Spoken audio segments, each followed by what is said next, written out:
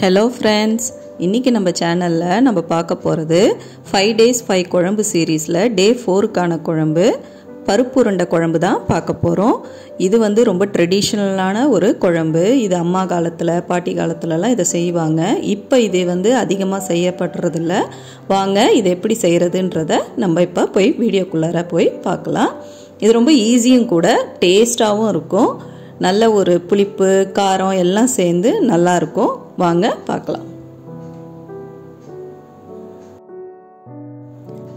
இதுக்கு முதல்ல ஒரு பவுலில் 1/2 கப்பு கடலைப்பருப்பு, 1/2 கப்பு துவரம் பருப்பு, இது ரெண்டுத்தையுமே சேர்த்து நல்லா கழுவிட்டு ஒரு 3 மணி நேரம் அளவுக்கு ஊற வைக்கணும்.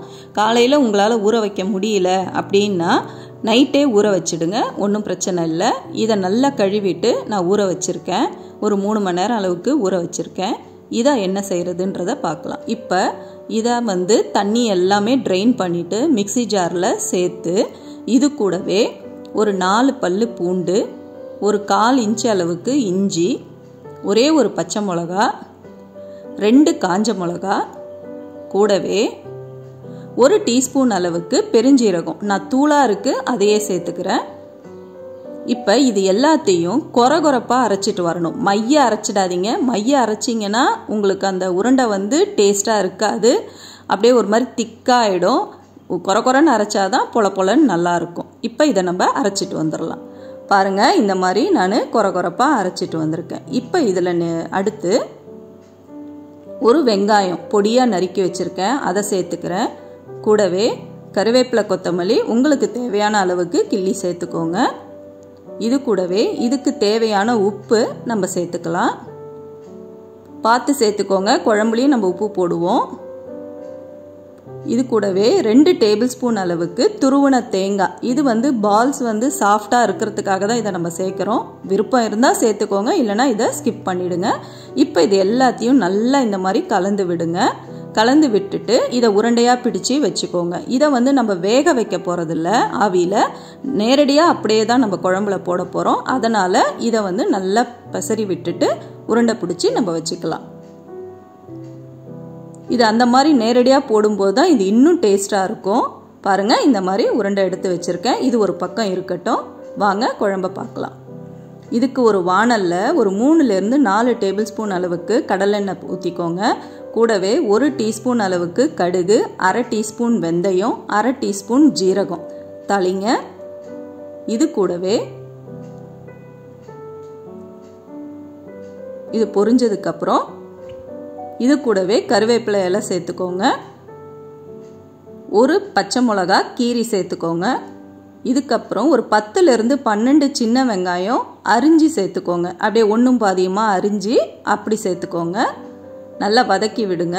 இதுக்கப்புறம் இதில் ஒரு 8லேருந்து 10 பூண்டு பல்லை தட்டி சேர்த்துக்கிறேன். நான் எப்போவுமே பூண்டை தட்டி சேர்த்திங்கன்னா அது ஒரு டேஸ்ட்டாக இருக்கும். இப்போ இது எல்லாத்தையும் வதக்கி விடுங்க. இதுக்கு தேவையான உப்பு இப்போ நம்ம சேர்த்துக்கலாம். குழம்புக்கான உப்பை இப்போ சேர்த்துக்கோங்க. இப்போ இது போல் நல்லா வதக்கிட்டு இந்த எண்ணெயிலே இது நல்லா வதங்கட்டும். இப்போ பாருங்கள், இதில் 2 தக்காளி நான் அரிஞ்சு வச்சுருக்கேன், அதை சேர்த்துக்கோங்க. கூடவே நான் 1/2 டீஸ்பூன் அளவுக்கு பெருங்காயத்தூள் நான் மறந்துட்டேன் முதலே சேர்க்க, அதனால் இப்போ நான் சேர்த்துக்கிறேன். இப்போ இது எல்லாத்தையும் நல்லா கலந்து விடுங்க. நல்லா வதங்கி எண்ணெயில் வதங்கி வரட்டும். வந்ததுக்கப்புறம் இதில் நம்ம மற்ற பொருட்கள்லாம் சேர்க்கலாம். பாருங்கள், இந்த மாதிரி நல்லா வதங்கி வந்துடுச்சு.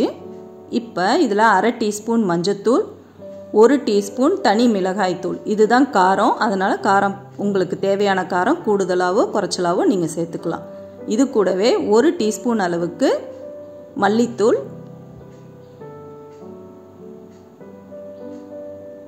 இது கூடவே ஒரு லெமன் சைஸ் அளவுக்கு புளியை நான் திக்காக கரைச்சி வச்சுருக்கேன், அதையும் கூட சேர்த்துக்கிறேன். இப்போ இது எல்லாத்தையும் நல்லா கலந்து விடுங்க.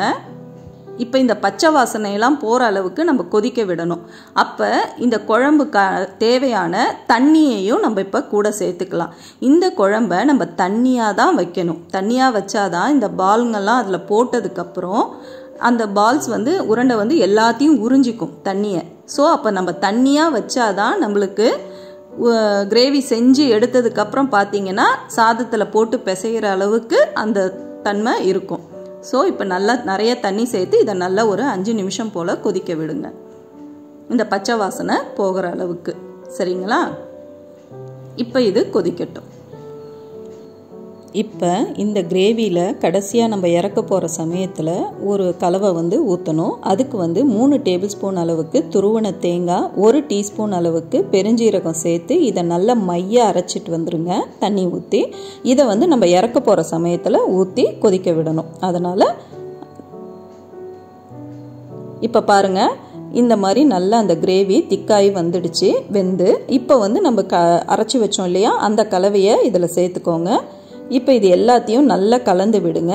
இப்போ நீங்கள் செக் பண்ணிக்கோங்க, கிரேவி நமக்கு திக்காக இருக்கா, லைட்டாக அந்த வாட்டரி கன்சிஸ்டன்சியில் இருக்கான்னு பார்த்துக்கோங்க. வேணும்னா இப்போ கொஞ்சம் தண்ணி நீங்கள் சேர்த்து கொதிக்க விடலாம். இப்போ பாருங்கள், எல்லாமே நல்லா கொதிச்சு வந்துருச்சு. எனக்கு கிரேவி நல்ல கன்சிஸ்டன்சியில் இருக்குது. இப்போ நம்ம எடுத்து வச்சுருக்கோம் இல்லையா உருண்டையை, அதை பொறுமையாக ஒவ்வொரு இடமா கேப் விட்டு கரெக்டாக சேர்த்துக்கோங்க. ஸ்டவ்வை ஃபுல்லாக ஸ்லோ பண்ணிவிடுங்க. ஏன்னா நம்ம உருண்டை பச்சையாக சேர்க்குறோம், அப்படியே பிரிஞ்சு போயிடும் ஹை ஃப்ளேமில் இருந்ததுன்னா. அதனால் இந்த மாதிரி பொறுமையாக சேர்த்துக்கோங்க. கண்டிப்பாக உடனே திருப்பி விடாதீங்க. திருப்பி விட்டிங்கன்னா அப்படியே உருண்டை எல்லாமே உடஞ்சி தனித்தனியாக போயிடும்.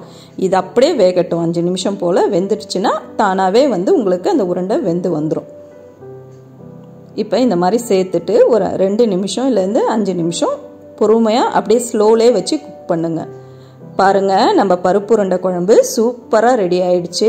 இந்த உருண்டை எல்லாமே உங்களுக்கு உடையாமல் அப்படியே இருக்குது பாருங்கள். இப்படி லைட்டாக இப்படி எடுத்து விட்டிங்கன்னா உங்களுக்கு உருண்டை அழகாக மேலே வரும்.